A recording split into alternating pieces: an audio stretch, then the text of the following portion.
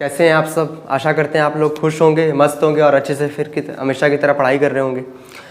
Banking में हमने आपको बैंक से रिलेटेड जो आपको पहला लेसन उससे लगभग सारी चीज़ आपको बता दी। शाखा बैंकिंग क्या होती है, इकाई बैंकिंग क्या होती है, बैंक के कार्य भी हमने बता दी, बैंक का महत्व भी हमने बता दिया। आज हम लोग का जो नया लेक्चर है वो बैंक के प्रकार पर है। ये देखिए, ये क्वेश्चंस आपके एग्जाम में लघु में ही पूछे जाते हैं अक्सर, और बहुत ज़्यादा इंपॉर्टेंट भी नहीं कह सकते इस क्वेश्चन को, लेकिन फिर भी एग्ज़ाम के पर्पस हम लोग एग्ज़ाम की तैयारी करें बोर्ड एग्जाम्स की, तो हमको इसको पढ़ना बहुत ज़रूरी है।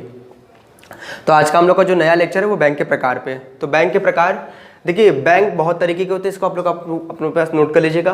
बैंक के प्रकार हमने आपके सामने 8 लिखे हैं, तो बहुत सारे और भी बहुत सारे बैंक्स हैं, तो जहाँ जहाँ आपको जो चीज़ें मिलेंगी आप लोग उसको ऐड कर लीजिएगा अपने पास। फिलहाल ये 8 प्रकार हम आपसे बात करेंगे। पहला है केंद्रीय बैंक, सेंट्रल बैंक। दूसरा है व्यापारिक बैंक, कॉमर्शियल बैंक। तीसरा है विदेशी विनिमय बैंक, फॉरेन एक्सचेंज बैंक। चौथा है कृषि बैंक, एग्रीकल्चर बैंक। पांचवा है विकास बैंक, डेवलपमेंट बैंक। छठवां है डाकघर बचत bank, post office saving bank. सातवां है निर्यात आयात बैंक, एक्सपोर्ट इंपोर्ट बैंक। आठवां है राष्ट्रीय आवास बैंक, नेशनल हाउसिंग बैंक। ये आपके 8 पॉइंट हमने आपको दिए हैं। ठीक, तो सबसे पहले बात करते हैं नॉर्मल बैंकों के प्रकार में। सबसे पहला पॉइंट क्या है आपके सामने? Central bank. देखिए, सेंट्रल बैंक आपका आज का कौन है? आपको पता होगा देश का सेंट्रल बैंक कौन है? RBI, reserve bank of India. देखिए, रिजर्व बैंक ऑफ इंडिया जो है वो केंद्रीय बैंक है, और बैंकों के प्रकार में सबसे पहले केंद्रीय बैंक को इसलिए रखते हैं क्योंकि आपको पता होगा कि मॉनेटरी पॉलिसी जो है देश की, हमारी जो मौद्रिक नीति है वो कौन बनाता है? RBI बनाता है। ये जो पॉलिसी है वो कौन बनाता है? मॉनेटरी पॉलिसी RBI बनाता है। कि जो देश है वो देश किसके अकॉर्डिंग चल रहा है? रिजर्व बैंक के अकॉर्डिंग चल रहा है। जो हमारी जो सिस्टम है, जो मॉनेटरी सिस्टम है, वो सब किसके अकॉर्डिंग है? RBI के अकॉर्डिंग, सेंट्रल बैंक के अकॉर्डिंग है। तो आपको पता होगा कि सेंट्रल बैंक की RBI की स्थापना कब हुई थी? 1935 में हुई थी। ठीक, तो ये केंद्रीय बैंक के बारे में हो गया। ठीक, और आपको बहुत डिटेल में पढ़ना है तो आप लोग RBI पर्टिकुलर चैप्टर से 4-5 लाइन आप उठा सकते हैं वहाँ से, ताकि आपको बैंक के प्रकार में आपको लिखने के लिए अच्छा रहेगा। दूसरा हम लोग का जो नेक्स्ट बैंक है कॉमर्शियल बैंक। देखिए, कॉमर्शियल बैंक आज का हम अगर आपको कॉमर्शियल बैंक है तो सबसे बड़ा कॉमर्शियल बैंक SBI है, स्टेट बैंक ऑफ इंडिया, वो कॉमर्शियल बैंक है। अभी हमने आपको जो शाखा बैंकिंग, इकाई बैंकिंग पढ़ा, तो शाखा बैंकिंग जो है वो एक तरीके से कॉमर्शियल बैंक है, क्योंकि हमने आपको बताया ना ऑर्गेनाइजेशन ऑफ कॉमर्शियल बैंक्स, तो हमने आपको बताया शाखा बैंकिंग, इकाई बैंकिंग, ये सब क्या है? ये सब कॉमर्शियल बैंक ही है, बस उनको अलग अलग कैटेगरी में रखा गया है अकॉर्डिंग टू उनके फंक्शन के अकॉर्डिंग, जैसा वो लोग कार्य करते हैं। ठीक, तो व्यापारिक बैंक कौन है? मतलब व्यापारिक बैंक का मतलब ये, इनका जो काम करने का तरीका होता है इसमें वही होता है, शुरुआत में आपके प्रमोटर्स, फिर बोर्ड ऑफ शेयर होल्डर्स, फिर बोर्ड ऑफ डायरेक्टर्स, फिर MD, फिर अलग अलग तरीके के मैनेजर्स। तो ये व्यापारिक बैंक का मतलब एक तरीके से वह बैंक जो व्यापारी के अकॉर्डिंग चलती है, जो व्यापारियों का मतलब एक तरीके से जो व्यापारियों को प्रमोट करती है, तो वो व्यापारिक बैंक है। और आज के समय का जो व्यापारिक बैंक है कौन? SBI है। और यहाँ आपको पता होना कि ये जो कमर्शियल बैंक है वो किसके अकॉर्डिंग चलता है? बैंकिंग रेगुलेशन एक्ट बना है। क्या बना है? Banking regulation act. कौन सा? 1949, बैंकिंग रेगुलेशन एक्ट 1949 बना है। ये सब, ये जो बैंक है कॉमर्शियल बैंक, किसके अकॉर्डिंग चलता है? इसी बैंक के अकॉर्डिंग चलता है, क्योंकि बैंकिंग रेगुलेशन एक्ट में वो सारे सेक्शंस लॉ इंक्लूड कर दिए गए हैं जिनके अकॉर्डिंग एक बैंक का जो प्रोसीडर होता है, जो वर्किंग जो क्राइटेरिया होता है, वो सब इसमें डिसाइडेड। ठीक, अगला हम लोग का जो बैंक है वो है विदेशी विनिमय बैंक, जिसको हम लोग कहते हैं फॉरेन एक्सचेंज बैंक। देखिए, आज के समय का जो व्यापारिक बैंक है वो सारे काम करता है, विदेशी विनिमय कार्य भी करता है, लेकिन कुछ जगहों पर विदेशी विनिमय बैंक के लिए पर्टिकुलर एक बैंक बना हुआ है। ठीक है, जिसको हम लोग विनिमय बैंक भी कहते हैं और विदेशी विनिमय बैंक भी कहते हैं, फॉरेन एक्सचेंज बैंक कहते हैं। ये क्या करता है?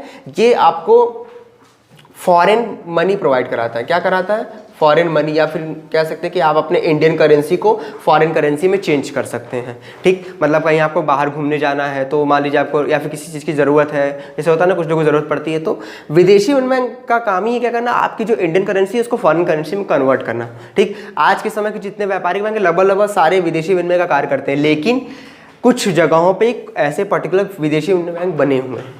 ठीक, अगला हम लोग का जो नेक्स्ट बैंक है वो एग्रीकल्चर बैंक है। एग्रीकल्चर का मतलब आपको समझा, कृषि बैंक। देखिए, कृषि बैंक जो होता है वो 3 स्तरों पे काम करता है। आपको पता होना चाहिए कृषि बैंक क्या होता है, 3 स्तर पे काम करता है। हम आपको बता दे रहे हैं नॉर्मली। जो कृषि बैंक है वो एक तो सहकारी बैंक, सहकारी। ठीक, दूसरा आपको पता होगा नाबार्ड का नाम आपने सुना होगा, नाबार्ड एक सहकारी स्तर पे काम करता है, मतलब जो कोऑपरेटिव बैंक्स होते हैं उनके अकॉर्डिंग काम करता है। एक नाबार्ड काम करता है। तो ये सब एग्रीकल्चर बैंक है, या मतलब एक तरीके से इनका उद्देश्य जो होता है वो एग्रीकल्चर को फंडिंग प्रोवाइड करना, एग्रीकल्चर को लोन प्रोवाइड करना, ताकि ये एग्रीकल्चर को सपोर्ट कर सकते हैं। आपको पता होगा कि सहकारी बैंक जो होता है वो एक कुछ विशेष लोगों का एक ऐच्छिक संगठन है जिसमें जिनका उद्देश्य होता है, जिनका उद्देश्य लाभ नहीं होता, जिनका उद्देश्य क्या सेवा करना, मतलब फंडिंग प्रोवाइड कराना लोगों को, ताकि जो किसान है वो अपना काम अच्छे से कर सके। और आपको पता होगा कृषि के क्षेत्र में सबसे बड़ा बैंक जो है वो नाबार्ड है, national agriculture for bank and national bank for agriculture and rural development इनका फुल फॉर्म है। आपको पता होगा नाबार्ड की स्थापना 1982 में हुई थी।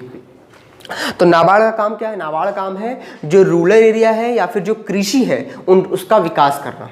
ठीक, तो आप लोग जब कृषि बैंक, अगर मान लीजिए आप कृषि बैंक के अंदर लिखते हैं तो आप लोग सहकारी बैंक क्या होता है ये भी बताइएगा, नाबार्ड क्या होता है आप ये भी बताइएगा। इसके अलावा एक बैंक और अभी को याद है, एक बैंक है भूमि बंधक बैंक, जिसको हम लोग कहते हैं लैंड मोर्टेज बैंक, जो क्या करता है, जो दीर्घकालीन लोन प्रोवाइड कराता है कितने समय के, 10 से 20-25 सालों के लिए, मतलब 10 साल तक लंबे समय की। ये जो लैंड मोर्टेज बैंक है वो लंबे समय की लोन प्रोवाइड कराता है, जिसका उद्देश्य क्या होता है, आप अपने जो घर की जायदाद है, जो ज़मीन है, उस भूमि को आप सिक्योरिटी के तौर पर रख के आप लोन उठा सकते हैं, लोन ले सकते हैं।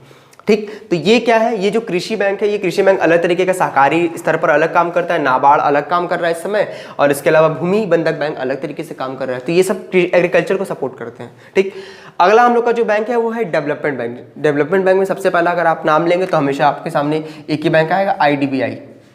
ठीक है, IDBI। देखिए डेवलपमेंट बैंक का उद्देश्य क्या, मतलब इसका जो उद्देश्य था कि औद्योगिक को बढ़ावा देना, उद्योग को बढ़ावा देना, इसीलिए डेवलपमेंट बैंक की जब बात होगी तो हमेशा औद्योगिक वर्ड एक आएगा आपके सामने। औद्योगिक का मतलब होता है कि हम जो, मतलब एक तरीके से जो व्यक्ति बिजनेस करेगा या फिर जो बड़े लेवल पे इंडस्ट्री इस्टेब्लिश करेगा तो उसको लोन कहाँ से मिलेगा, उसको पैसा कहाँ से मिलेगा। मतलब नॉर्मल सारे बैंक तो इस तरीके से पैसा प्रोवाइड नहीं कराएंगे लंबे समय के लिए, वो भी काफ़ी ज़्यादा मात्रा में।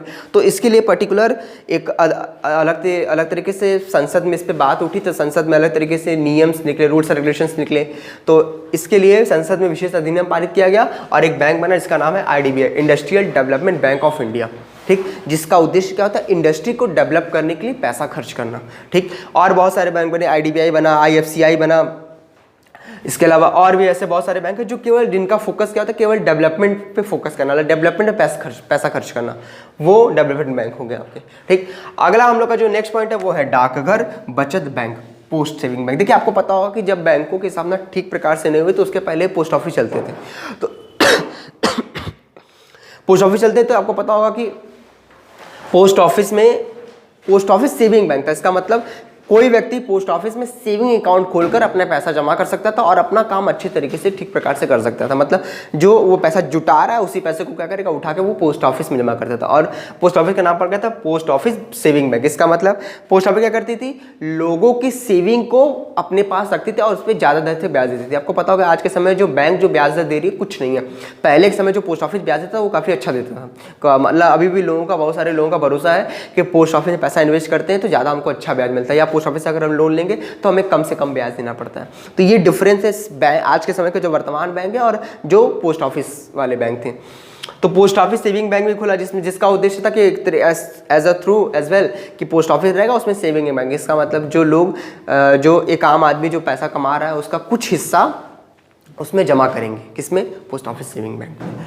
अगला हम लोग का जो बैंक है निर्यात आयात बैंक, एक्सपोर्ट इंपोर्ट बैंक। देखिए एग्जिम बैंक की स्थापना 1982 में हुई थी। भारत में पूरे तरीके से इसकी स्थापना 1983 में अच्छे से हो गई थी। 1982 में इसको एस्टैब्लिशमेंट माना जाता है, लेकिन कहीं कहीं 1983 भी दिया हुआ है। तो एग्जिम बैंक का काम क्या है, आयात निर्यात बैंक। ठीक, अलग अलग देशों में इंग्लैंड का अपना अलग बैंक है, अमेरिका का अपना अलग अलग बैंक है। तो भारत का जो बैंक है आयात निर्यात बैंक, जिसका उद्देश्य क्या होता है कि विदेशी व्यापार जो कर बैंक मतलब जो व्यापारी कर रहे हैं उनको फंडिंग प्रोवाइड कराना, ताकि मतलब जो इंडियन करेंसी उसको चेंज करना, कन्वर्ट करना, दूसरे देश की जो करेंसी उसको कन्वर्ट करना, ताकि वो आसानी से माल खरीद सकें और बेच सकें। ये किसका काम है, आयात निर्यात बैंक का काम है, एग्जिम बैंक का। तो एग्जिम बैंक की जो स्थापना कब हुई थी, 1982 में हुई थी। ठीक, अगला हम लोग का जो नेक्स्ट बैंक है वो है राष्ट्रीय आवास बैंक, जिसको हम लोग कहते हैं नेशनल हाउसिंग बैंक। देखिए नेशनल हाउसिंग बैंक जो है बहुत विशेष नहीं है, बस आप समझ लीजिए कि नेशनल हाउसिंग बैंक का उद्देश्य क्या था, सरकार ने इस बैंक की स्थापना इसलिए की ताकि लोगों को घर लेने के लिए आसानी से लोन मिल जाए, सस्ते लोन मिल जाए, इसलिए नेशनल हाउसिंग बैंक की स्थापना हुई। ठीक, और ऐसे बहुत सारे बैंक हैं जिनका नाम आपको बता दें, normally investment bank, unit trust of India का आपने नाम सुना होगा, जो वर्तमान समय आप लोग एक्सिस बैंक का नाम आपने सुना होगा। तो ये सब क्या, ये सब इन्वेस्टमेंट बैंक है, मतलब यहाँ आप पैसा इन्वेस्ट कर सकते हैं और ज़्यादा से ज़्यादा रिटर्न प्राप्त कर सकते हैं। ठीक, ये आपको हमने नॉर्मली 8 बैंक बताए हैं, और इसके अलावा अगर आपको और कोई बैंक के प्रकार मिलते हैं तो आप उसको ऐड कर लीजिएगा, कोई दिक्कत नहीं है। ठीक है, नॉर्मली ये क्वेश्चन जो आपके एग्जाम में आएगा वो लघु में आएगा, तो लघु का जो क्वेश्चन आएगा आप लोग अगर 8 पॉइंट लिखते हैं अच्छे से तो इनफ है उस क्वेश्चन का आंसर। ठीक, इन पॉइंट को आप लोग अच्छे से उतार लीजिएगा। हमको लगता है कि ये चीज़ें, बहुत सारी चीज़ें हमने आपको बता दी, उसको फिर से देखिएगा। इस वीडियो को आप जितना अच्छे से समझ पाएंगे उतना अच्छा आपके लिए रहेगा। ठीक, अपना ख्याल रखिए, खुश रहिए, और हम लोग मिलते हैं अपने नेक्स्ट वीडियो में। तब तक के लिए इस वीडियो को आप लोग अच्छे से देखिएगा। इसके अलावा हमने आपको बहुत सारे प्रीवियस बैंकिंग के वीडियो हैं, उसको भी देखते रहिए। ठीक, थैंक यू।